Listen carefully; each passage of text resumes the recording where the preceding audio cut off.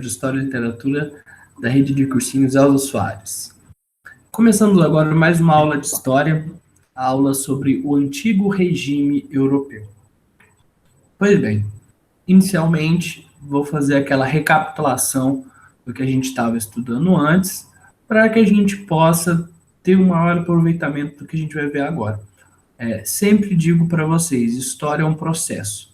Seria ideal a gente chamar de processo histórico. As coisas não podem ser vistas como mera fotografia, e sim filme. Um evento transforma o outro. Assim é a história. As coisas acontecem e é porque elas acontecem que as outras irão acontecer. É muito difícil você estudar a história pegando um capítulo só, assim, eu vou estudar só esse capítulo.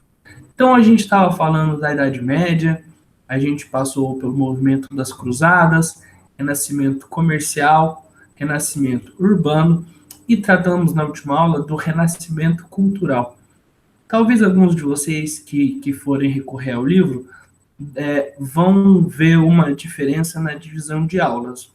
Em alguns livros didáticos, você vê que o renascimento cultural é posto um pouco à frente, mas eu optei por tratar os renascimentos comercial, urbano e cultural numa aula só, para vocês terem ideia de como a cidade surge em decorrência da reabertura do comércio na Europa Ocidental, e esse meio comercial, esse meio urbano conseguem fazer com que a cultura prospere.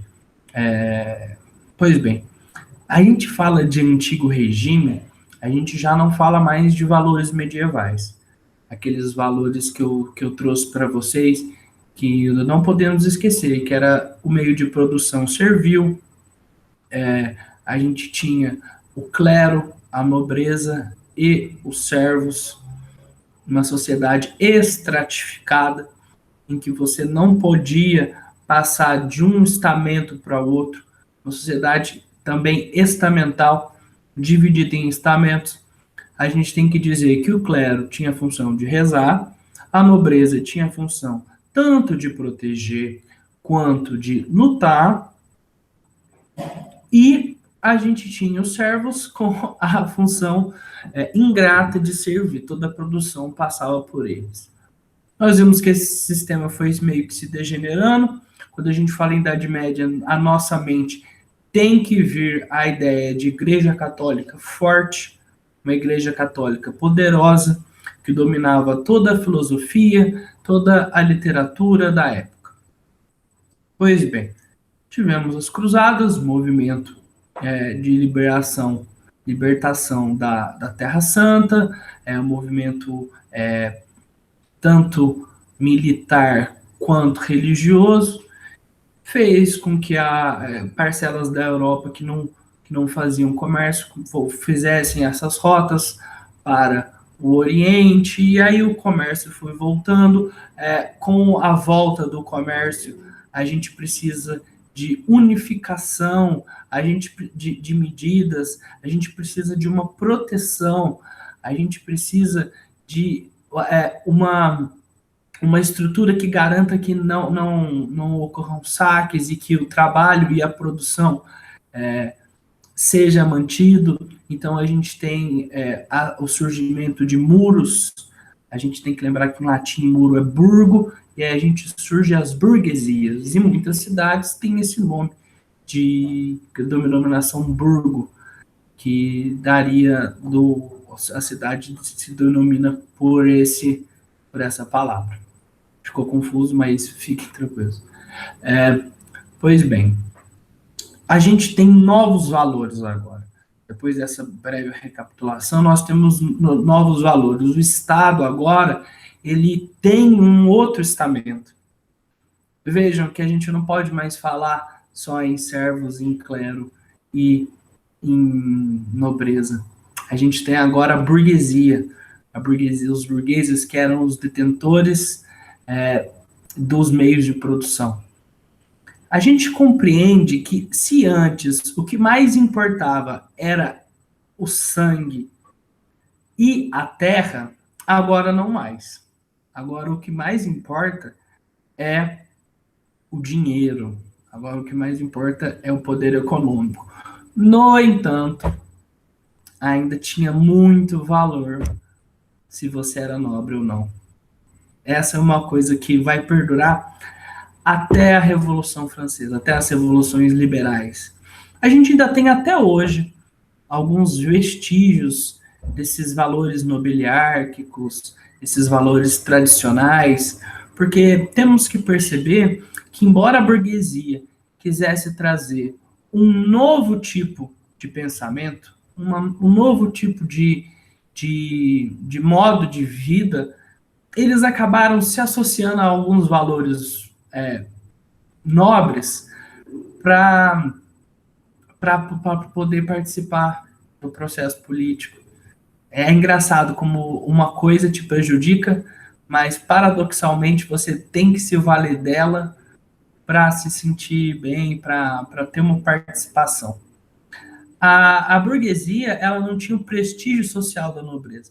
Porque chegava um cara cheio de dinheiro, porque ele era um mercantil, ele era um comerciante, ele era um produtor. E aí via aquele nobre que já passava por certa dificuldade econômica, porque vejamos, o nobre, ele produz o quê? Não produz nada. O nobre não produz nada, ele tem a sua terra, mas essa terra ele não vai produzir. E daí, mesmo o nobre, sem a possibilidade de ter esse pungência econômica, sem ter todo o dinheiro, ele ocupava os cargos públicos, ele dominava o Estado. Para você ser juiz, para você ser corregedor, você tinha que ser um nobre. Para você assumir altos cargos, para você mandar, você tinha que fazer parte da nobreza. E a burguesia não tinha isso. Então a burguesia, ela começou a comprar títulos de nobreza. Ela queria esse prestígio social, um prestígio capaz de dar a ela entrada na participação política, na participação estatal. Porque a gente tem que compreender que é um entrave. Veja, a nobreza, ela sobrevivia do quê? Basicamente de impostos. O Estado, ele tinha que cobrar muitos impostos da burguesia. A burguesia pagava muitos impostos. E ela se sentia muito prejudicada. Ela não queria ficar pagando essa quantidade exorbitante de impostos para sustentar a nobreza. Para sustentar a nobreza que não trabalhava mais e tinha um poder. Então eles começaram a comprar títulos de nobreza, mas não tinha a mesma força. A chamada nobreza togada, que você colocava uma toga, como se fosse representante da sua nobreza. Mas a gente vai ver que não surtiu muito efeito. Agora pensem comigo. A nobreza, sem trabalhar, ganhava um dinheiro exorbitante, tinha uma vida luxuosa, tinha o poder econômico, tinha o poder político. O poder econômico era da burguesia que realizava o trabalho, reclamava de sustentar a nobreza que nada fazia. É engraçado, né? Hoje em dia a gente vê que os detentores do capital fazem a mesma coisa com os trabalhadores. Será que não seria uma hora dos trabalhadores tomarem posições tanto quanto os burgueses tomaram no fim do século XVII, fim do século XVIII? Fica a questão. Tem gente trabalhando para que os outros fiquem bem. Tem gente trabalhando para que os outros que não trabalham tenham o poder. Pois bem, economia e sociedade no antigo regime. A economia, a gente vai ter uma série de ações que a gente já consegue enxergar um capitalismo nascendo. Acho muito prematuro você dizer que agora a gente já tem capitalismo.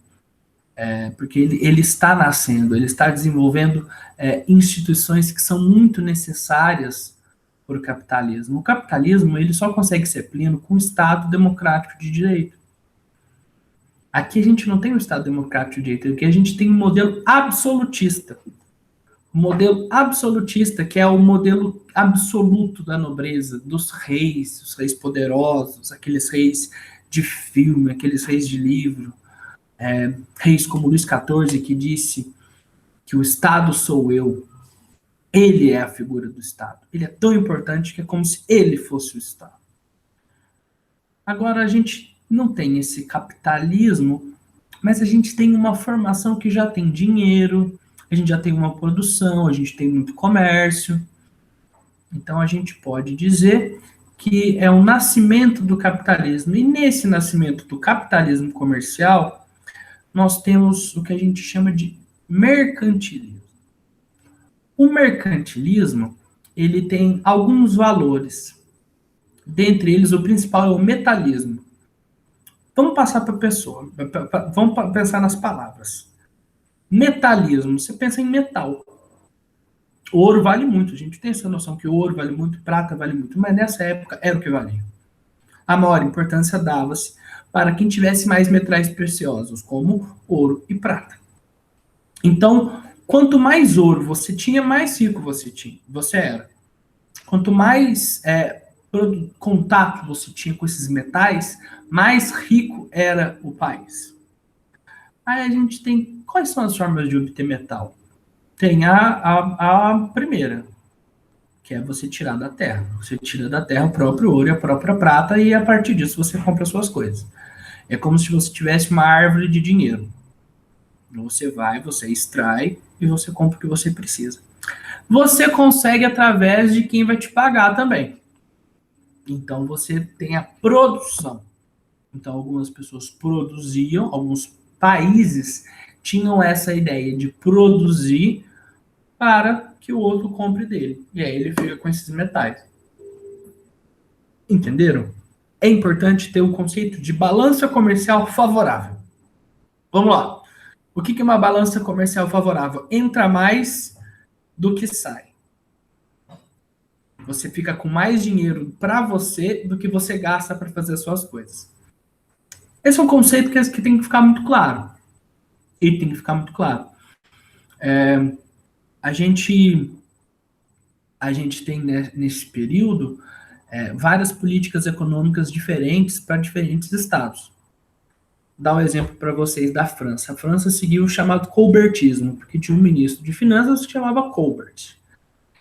Ele dizia que a França ela tinha que se valer muito de produtos luxuosos. Sempre que a gente vê gastronomia francesa, cultura francesa, os tecidos franceses, a gente vê uma coisa requintada, a gente vê uma coisa sofisticada, às vezes a gente vê uma coisa luxuosa, e é nesse luxo que se valem os franceses. Então eles produziam esses artigos luxuosos que custam muito caro, ou seja, a gente produz uma coisa muito cara, a gente vende e a gente recebe esse metal. Como a gente tem muito metal, somos um estado rico. Compreendeu? Existem estados como os ingleses, como o inglês, né? Que tinham um outro tipo de visão. Eles precisavam de uma produção em larga escala e de bens que forneciam para todas as pessoas. Um exemplo disso é um tecido. A gente tem várias medidas protecionistas e vejam, o capitalismo ele nasce com medidas protetivas para todos. Quando a gente vê alguém pedindo liberalismo agora, a gente tem que ver como que nasceu o capitalismo em cada país. Os países que hoje clamam por liberalismo, eles passaram por medidas protetivas fortes para que nascesse a indústria. Essa é uma visão que eu tenho. E eu acho que é a visão preponderante assim, entre pessoas estudiosas de economia e de história. Não esse movimento liberal. Mas veja bem, na Inglaterra houve os cercamentos. Só um instantinho que eu acho que travou o vídeo.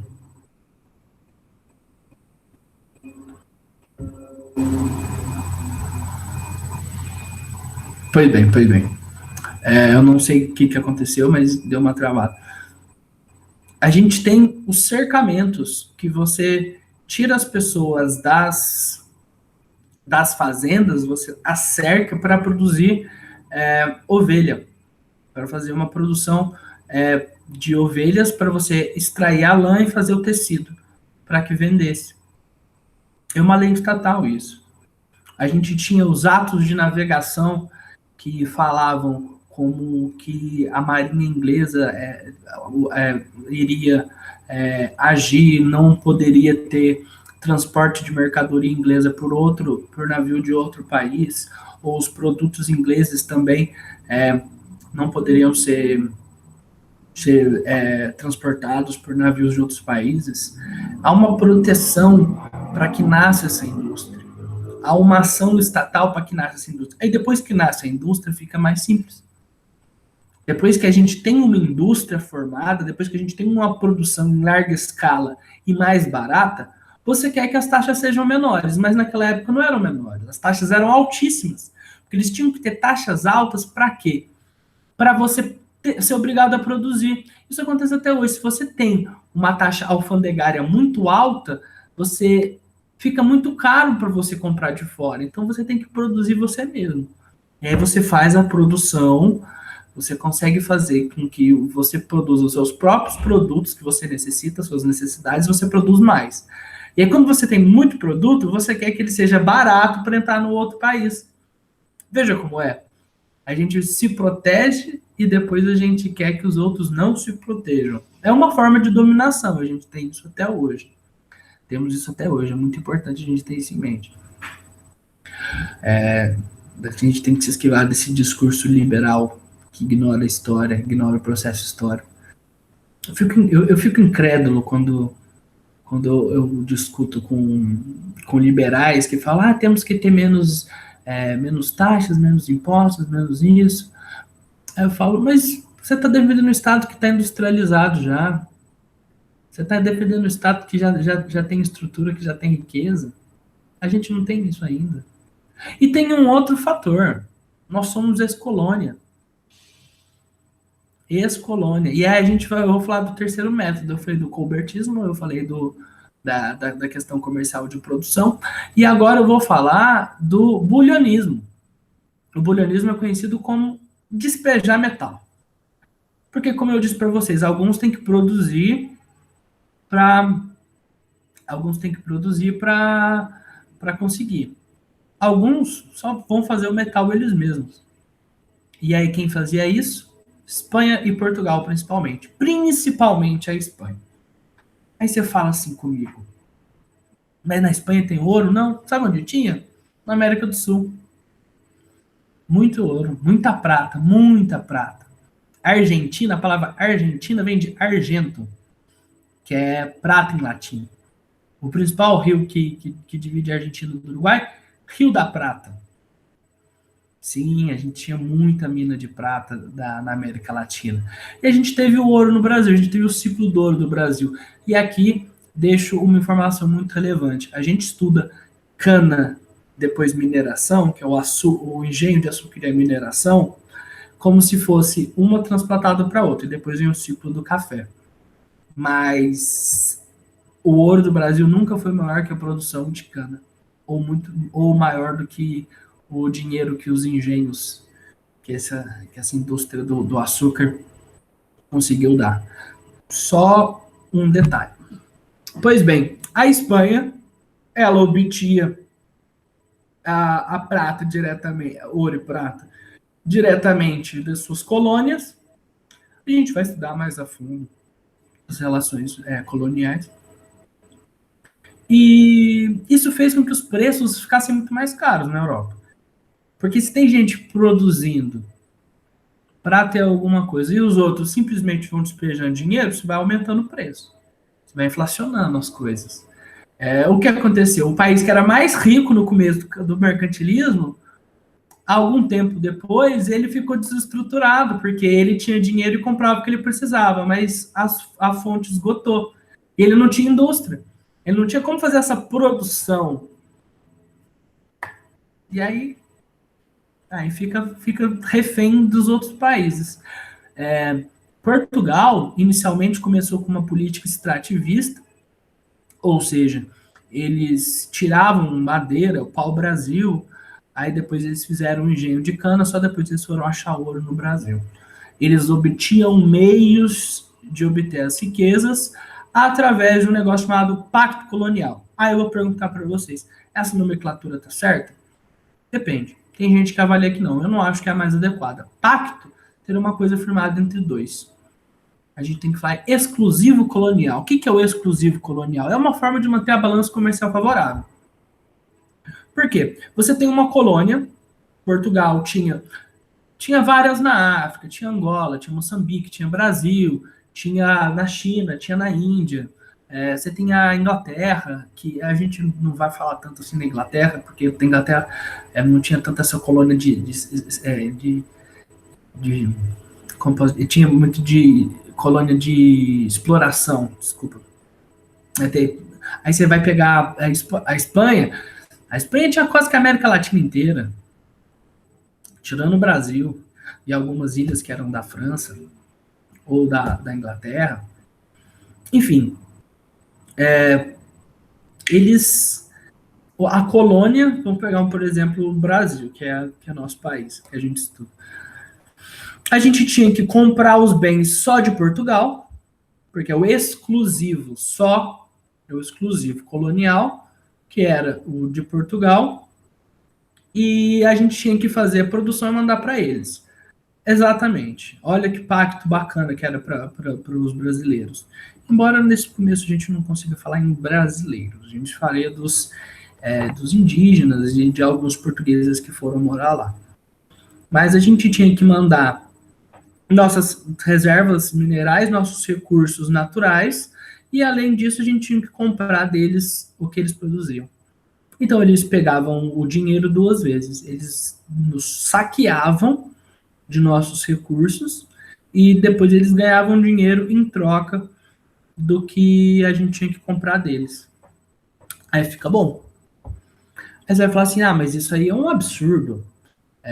Esse colonialismo, isso não durou tanto tempo, durou muito tempo. A Primeira Guerra Mundial, ela tem quê disso? É uma guerra imperialista, porque depois da divisão da América e da Ásia, eles dividiram a África, e alguns países ficaram descontentes.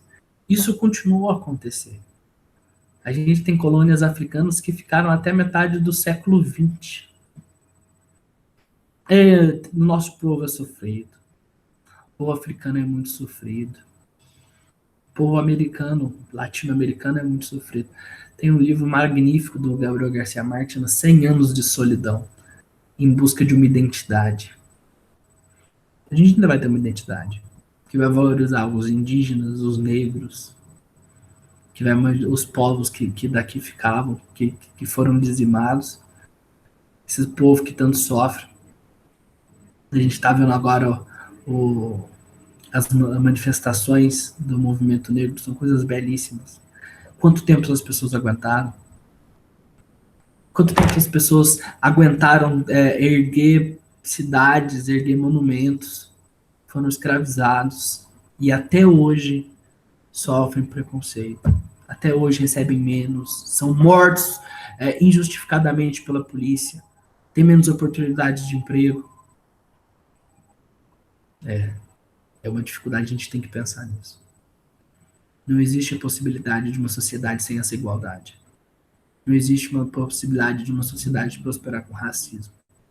E eu não vou nem dar isso aí tem pesquisa econômica que mostra. Simplesmente dignidade. O ser humano não pode ser melhor que outro. Não existe essa possibilidade. Enquanto houver esse tipo de diferença, ações como o nosso cursinho vão existir. Sempre iremos existir. Pois bem, voltando a esse mercantilismo. A gente tinha o colbertismo, que eu falei para vocês, que era esses artigos de luxo, mercantilismo, que era o inglês, que era das manufaturas. A gente tinha o bolionismo, que era você simplesmente pegar os metais e comprar. A gente tinha uma outra maneira de pegar a balança comercial favorável, que era o chamado pacto colonial, ou exclusivo colonial, como eu coloquei para vocês. Compreenderam mais ou menos como que a gente já está vivendo? Se antes tinha a produção do servo, agora já não tem mais. As produções já são controladas pelos que têm um meio de produção. E a gente vai ver o acúmulo primitivo de capitais. O acúmulo primitivo de capitais, ele se dá dessa forma, que os trabalhadores eles vão sendo expulsos dos campos, expulsos de onde tinha que viver para produzir, para pessoas que seriam os detentores das terras, que seriam detentores das fábricas, ou seja, o servo continuou servo, só que agora com outro nome, com o nome de trabalhador, tendo que trabalhar para outra pessoa. O Estado era absolutista. Falei para vocês, o Estado ele era dos reis absolutos. O Estado era forte, o Estado era protecionista. O Estado tomava as ações que o rei quisesse. Vocês compreenderam? A gente tem que entender o antigo regime como o nascimento do capitalismo, o absolutismo monárquico. A gente tem que entender todas as nuances, a gente tem que entender o papel fundamental que as colônias tiveram, o papel fundamental que a colônia teve de manter a Europa nesse período. Porque enquanto eles desenvolviam a indústria deles, a gente mandava para cá os meios, a gente mandava os minérios, a gente mandava madeira, e a gente comprava o que eles produziam. É um pouco ainda assim. Mostrar para vocês que 500 anos de história não são suficientes para pagar essa diferença. E nunca vai ser. A menos que a gente consiga se levantar e tomar de volta o que é nosso. Principalmente desses povos que foram escravizados, povos indígenas que foram dizimados. Estudar a história é estudar a injustiça. Isso é uma coisa muito clara. Raras vezes você vai estar estudando história e você não vai ver uma injustiça. Ou o lado que conta a história é o lado perdedor. Não acontece. Eu poderia dar uma aula totalmente diferente, mas não tem como. Não tem como. Pois bem, a gente vai prosseguir depois, já vou encerrar essa aula.